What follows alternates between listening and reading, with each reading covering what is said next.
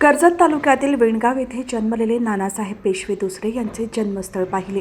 या गावात भारतमातेचा थोर सुपुत्र जन्माला आला. इंग्रजांच्या विरोधात स्वातंत्र्य समर उभे करण्याचे काम त्यांनी केले. आज या भूमीत हवेतून निर्माण होणारी स्पंदने मी अनुभवली, असे उद्गार राज्याचे माजी उपसचिव आणि चाणक्य मंडळ परिवाराचे संस्थापक अविनाश धर्माधिकारी यांनी केले.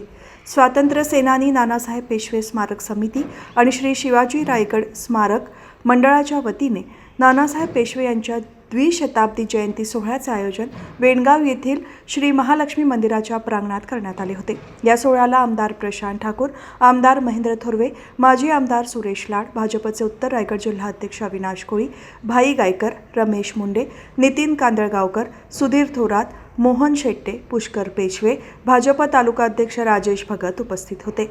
यावेळी आमदार प्रशांत ठाकूर यांनी या वेणगावमध्ये नानासाहेब पेशव्यांचा जन्म झाला हे आपले सर्वांचे भाग्य आहे. त्यांचे भव्य स्मारक झाले पाहिजे यासाठी आम्ही प्रयत्नशील आहोत असे सांगितले. आमदार महेंद्र थोरवे यांनीही नानासाहेब भव्य स्मारक व्हावे याकरिता लागणारी 3 ते 5 एकर जमीन उपलब्ध करून देण्यासाठी आणि हे स्मारक लवकरात लवकर कसे होईल यासाठी आम्ही पाठपुरावा करू असा शब्द दिला.